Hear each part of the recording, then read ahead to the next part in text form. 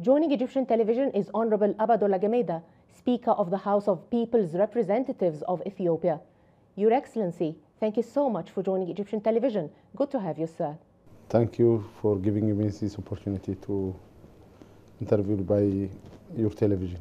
Ethiopia and Egypt are bound by long and deeply rooted ties dating back to the early 25th century BCE, to the reign of 5th dynasty pharaoh Sahura, when ancient Egypt first traded with the land of Punt.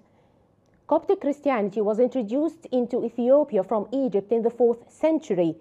Modern diplomatic relations between both countries were established in 1927, and they are the oldest in Africa and one of the oldest in the world. Before the 1952 Egyptian Revolution, Egypt had only one diplomatic mission in Africa, which was in Ethiopia.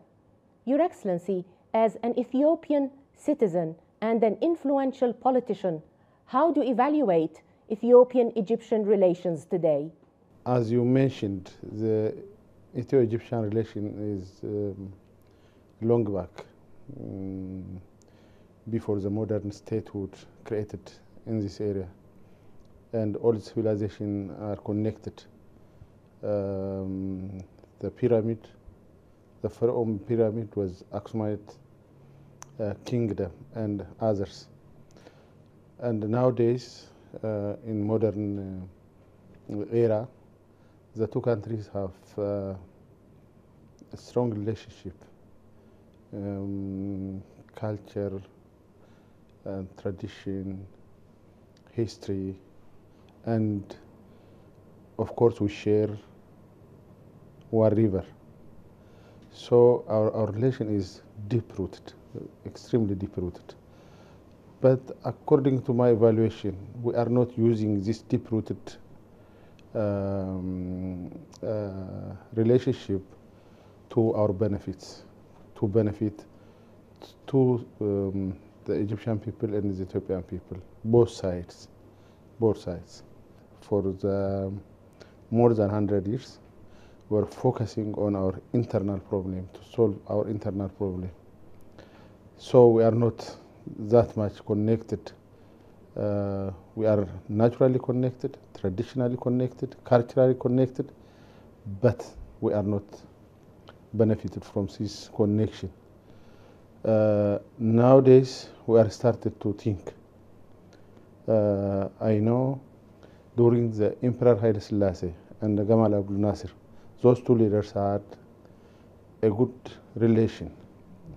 And also they were the good leader of Africa in this area, not only for the region, not only for their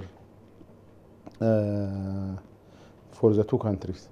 They were leading Africa, and they were coming together. They were moving together. After that, as I mentioned, there was interruption, not because of the problem between Egypt and Ethiopia, because of our problem, internal problem. So early after 1991, after we conclude our internal problems, especially our civil war, and we overthrow the dictatorial communist regime from Ethiopia, we were thinking again. So maybe after now on, we'll benefit each other. We need each other, and we work each other because we know each other. Traditionally, we are linked, as I said. Naturally, we are linked.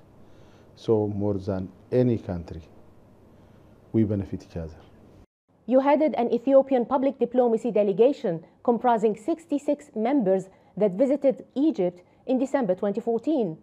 How successful was your 4-day trip to Cairo? When we are coming here, we're very sure we can explain our intention to the Egyptian people. The Egyptian people understand us, and we can hear their concern from their mouths. That was our plan. and our plan was succeeded. We understood one thing. They are not objecting the development of Ethiopia. That is very important for us and important for our society, because the media from different areas says Egyptians are not want the development of Ethiopia. This is a message go to Ethiopian people. So always Ethiopians or those Egyptians are not want to develop Ethiopia, just they wanted to seize the poor country. But this is false. Actually, we politicians are not, the Egyptians are not object our development. Actually, President Sisi has repeated this and reiterated this many times. Yeah. And you met actually President Sisi. Yes, at the end we met His Excellency President. He made it clear. The Egyptian people and the Egyptian government will be the supporter of the Ethiopian development. On the other side, we share the Egyptian concern, because Egyptians are 90 million people. They are living in 5% of the land which is on the Nile River. Everything depends on the Nile. We know before we come this fact. And also when His Excellency President and others explained about this problem, we more understand about the issue. So we share the concern. We share the concern, and also we have no intention to harm our Egyptian brothers and sisters, not for a day, for a second. Will the visit of the Ethiopian public diplomacy delegation to Cairo help in shaping the agenda of the Ethiopian parliament? How much impact will the visit of the Ethiopian public diplomacy delegation have on the Ethiopian government? And I'm addressing you now not just as Parliament Speaker, but also as former Minister of National Defense of Ethiopia and former Chief of Intelligence. Of course, yes. First of all, we need confidence from Egyptian side. If there is a confidence, building trust. Building trust, yeah. Building trust. If we build trust, the Egyptians are build trust on Ethiopians, it will be good to open discussion between two governments and two peoples. If there is unfair things, you don't hear any third party, you can come together as a brothers, you can discuss, please, this is not. You can agree on the good side for both. That came from the trust. I wanted to tell you one thing, what the Pope said on... Pope Tawadros. Yes, on his gift. He prepared a lot of gifts for every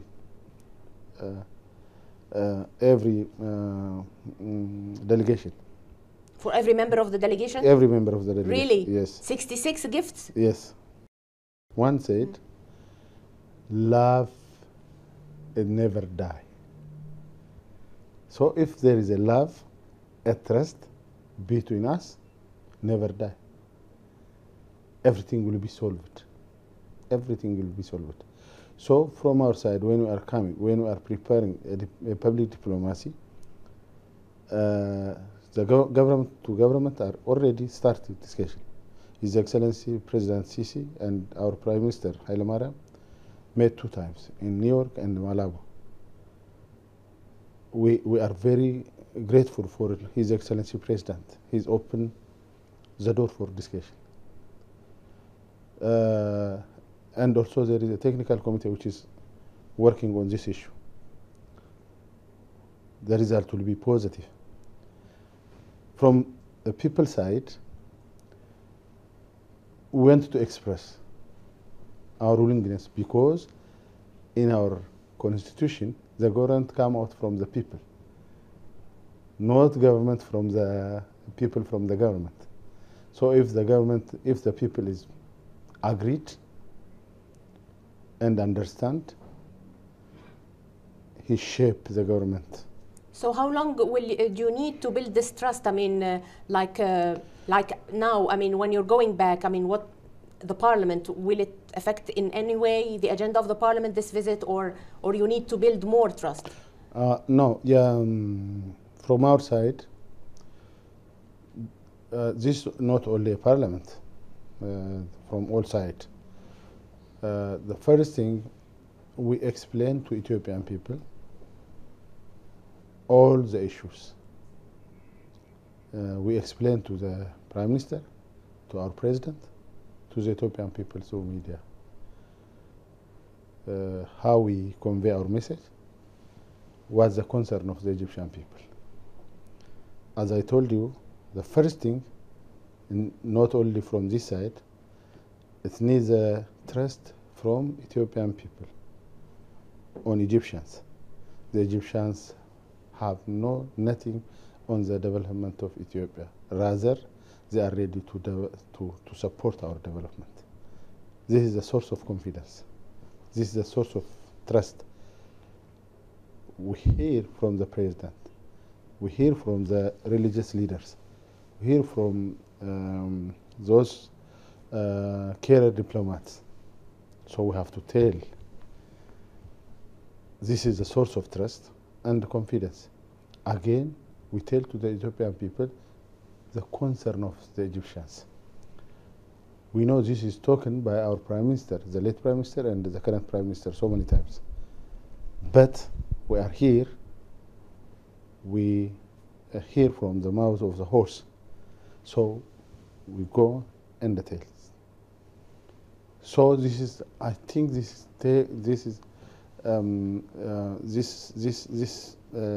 mission, this delegation, and the report we give to the Ethiopian people and our leaders will take the issue forward. A very important thing happened while Egyptians were busy with their own revolution. Ethiopia announced in April 2011 that it intended to build the Grand Ethiopian Renaissance Dam. The construction is progressing in spite of the fact that the studies on the impacts of the dam have not been finalized. What message would you like to convey to the Egyptian people and government about the Renaissance Dam that has caused tensions between Ethiopia and Egypt? It is a coincidence. We are not, the Ethiopian government not plan with Egyptian revolution. We don't have any information about internal movement. It is a coincidence. We are sorry for that. It's a coincidence. To what extent will Ethiopia be committed and abide by the recommendations of the international consulting firm decided on by Ethiopia, Egypt, and Sudan to study the impacts of the Renaissance Dam? If the firm finds out that the Renaissance Dam will have detrimental repercussions on Egypt, will Ethiopia abide by the recommendations of the firm? We are confident. It is not harmful for Egyptian people. It is not hurting Egyptian people. And if it was found out that there will be harmful repercussions on Egypt, then you will be committed to the findings? Yes. In reaction to your visit, Egyptian President Abdel Fattah el-Sisi has expressed readiness to visit the Ethiopian parliament and address the Ethiopian people through their own parliament.